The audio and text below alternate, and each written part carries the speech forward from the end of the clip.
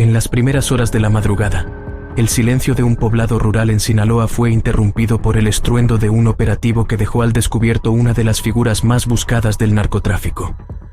Hernán, conocido como el Mero Mero, cayó en manos de las autoridades tras meses de investigación meticulosa. Esta captura no solo representa un golpe directo al tráfico de fentanilo, sino que arroja luz sobre un personaje que, hasta ese momento, operaba en las sombras. El fentanilo, una droga sintética 50 veces más potente que la heroína, se ha convertido en el eje del narcotráfico moderno, con Sinaloa como epicentro de su producción y distribución. Sin embargo, detrás de cada cargamento que cruzaba la frontera hacia Estados Unidos estaba Hernán, un operador estratégico, cuya discreción y habilidades le permitieron controlar este lucrativo negocio sin dejar rastros evidentes. Ahora, con su detención, emergen preguntas inquietantes. ¿Quién era realmente este hombre que manejaba una de las cadenas de suministro más mortales del narcotráfico? ¿Qué tan profunda era su influencia dentro de las estructuras criminales de Sinaloa? Y lo más importante, ¿qué significa su caída para la lucha contra el tráfico de drogas sintéticas? Hernán no nació como una figura prominente dentro del narcotráfico. Su historia comienza en los márgenes de Sinaloa, donde el narcotráfico no es solo un negocio, sino una forma de vida para muchos. A través de conexiones familiares y un agudo sentido para los negocios, Hernán se fue introduciendo en las operaciones locales de distribución de drogas. Al principio, su papel era secundario: transportar cargamentos pequeños y coordinar entregas en rutas conocidas.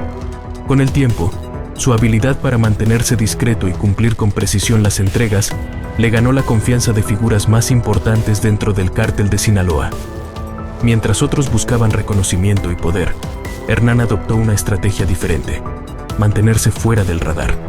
Esto lo convirtió en un recurso valioso para el cártel, que necesitaba operadores confiables en un momento en que la atención mediática y gubernamental sobre el tráfico de drogas era más intensa que nunca. El fentanilo, conocido como la droga del siglo XXI, fue el catalizador que llevó a Hernán a un nuevo nivel de influencia. Este opioide sintético revolucionó el mercado de las drogas, ofreciendo márgenes de ganancia exorbitantes a los cárteles. Sin embargo, su manejo requería una logística compleja y discreta, algo en lo que Hernán se especializó.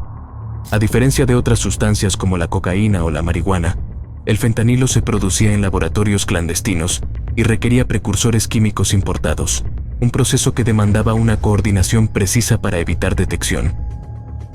Hernán se convirtió en el intermediario clave entre los productores locales y las redes de distribución internacionales. Su trabajo no solo consistía en asegurar la producción, sino también en garantizar que los cargamentos llegaran a Estados Unidos sin interrupciones. Bajo su supervisión, los laboratorios clandestinos en las montañas de Sinaloa operaban como fábricas industriales, produciendo toneladas de fentanilo que luego eran empaquetadas y enviadas en rutas cuidadosamente planificadas. Uno de los aspectos más intrigantes del trabajo de Hernán era su capacidad para mantener un perfil bajo mientras operaba a gran escala. A diferencia de otros operadores que se rodeaban de lujos y buscaban notoriedad, Hernán vivía de manera sencilla, moviéndose entre pequeños pueblos y usando identidades falsas para despistar a las autoridades.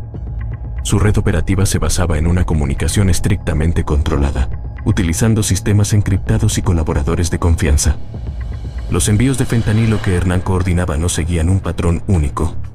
En algunos casos, utilizaba rutas terrestres, ocultando la droga en camiones que transportaban mercancías legales. En otros, recurría a rutas marítimas, enviando cargamentos en barcos pesqueros que navegaban hacia puertos en la costa oeste de México antes de dirigirse al norte. Esta diversificación no solo hacía más difícil rastrear los envíos, sino que también garantizaba un flujo constante de droga hacia los mercados más lucrativos. La reputación de Hernán como un operador eficiente y confiable lo convirtió en una figura indispensable dentro del tráfico de fentanilo. Sin embargo, su éxito también lo convirtió en un objetivo para las autoridades, que comenzaron a seguir su rastro después de identificarlo como una pieza clave en las operaciones del cártel de Sinaloa. A pesar de sus esfuerzos por mantenerse invisible, la creciente presión internacional para combatir la crisis de opioides en Estados Unidos llevó a una intensificación de las investigaciones, lo que eventualmente resultó en su captura. La caída de Hernán expone un aspecto crucial del narcotráfico moderno, su evolución hacia estructuras altamente organizadas y globalizadas. Aunque figuras como Hernán operan en las sombras, su impacto es profundo, conectando a pequeños productores con redes internacionales que abastecen un mercado globalizado de drogas sintéticas. La captura de Hernán, conocido como el Mero Mero, no fue un golpe de suerte. Fue el resultado de meses de seguimiento, infiltraciones y coordinación entre diversas agencias mexicanas e internacionales. La operación que finalmente culminó en su detención comenzó con una serie de pistas obtenidas de cargamentos interceptados en la frontera entre México y Estados Unidos. En estos envíos se encontraron patrones que apuntaban a un esquema meticulosamente organizado. El punto de partida fue un cargamento de precursores químicos incautado en el puerto de Manzanillo. Este hallazgo, aparentemente rutinario, proporcionó información crucial. Registros de embarques y comunicaciones codificadas que llevaban a un pequeño grupo de operadores en Sinaloa. Entre estos nombres, surgió uno que las autoridades no habían identificado antes: Hernán. Aunque su alias era conocido en ciertos círculos, los investigadores no tenían mucha información sobre él ni su rol exacto. Con esta pista inicial, comenzaron a mapear sus actividades. Las autoridades analizaron movimientos financieros ligados a laboratorios clandestinos y enviaron agentes encubiertos a las áreas rurales de Sinaloa para recabar más información. Hernán no aparecía en fotografías ni en redes sociales. Se sabía que cambiaba frecuentemente de residencia y utilizaba tecnología avanzada para enmascarar su ubicación. La operación para rastrear a Hernán implicó una vigilancia constante de varios puntos estratégicos.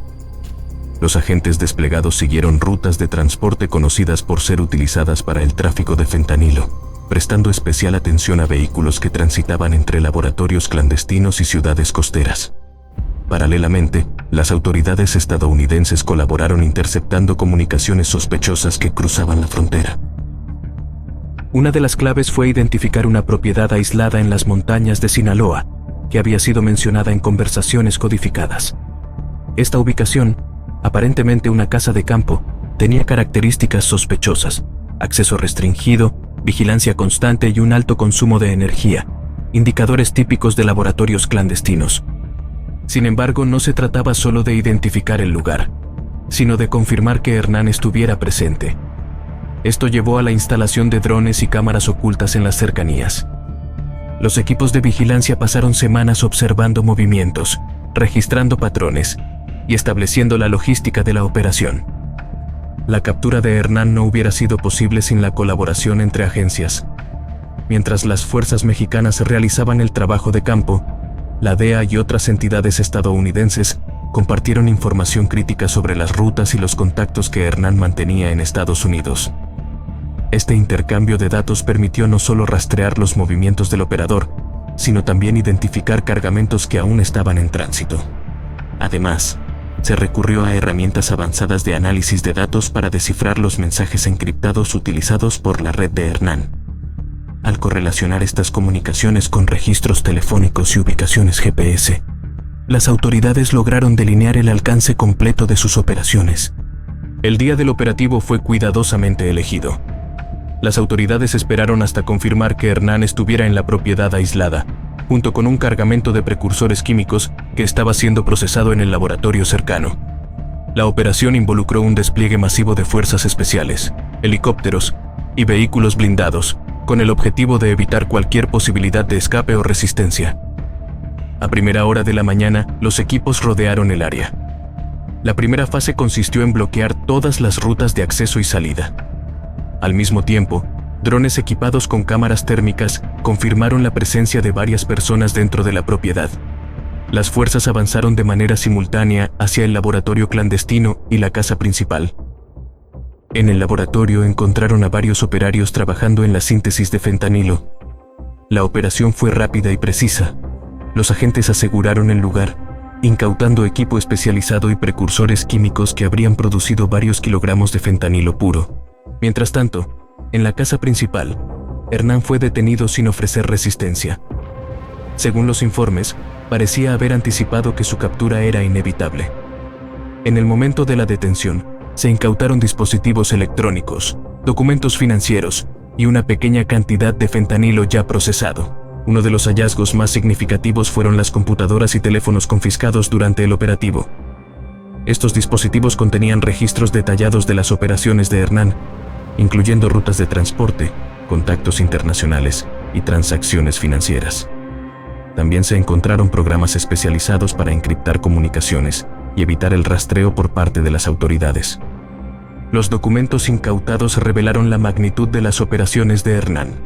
Entre ellos, se identificaron contratos con proveedores de precursores químicos, listas de empleados en los laboratorios y registros de envíos a Estados Unidos. Esta información no solo confirmó su papel central en el tráfico de fentanilo, sino que también proporcionó pistas valiosas sobre otros operadores en la red. Además, las autoridades encontraron un mapa detallado de rutas marítimas y terrestres utilizadas para transportar el fentanilo. Este descubrimiento destacó la sofisticación logística de la organización, que incluía puntos de almacenamiento temporales, contactos en aduanas y métodos para evitar inspecciones. La detención de Hernán marcó un golpe significativo contra el tráfico de fentanilo, pero también evidenció la complejidad de estas redes. A pesar de su captura, los operativos posteriores en la región demostraron que los laboratorios clandestinos continuaban funcionando en áreas cercanas, lo que subraya la capacidad de adaptación de estas organizaciones.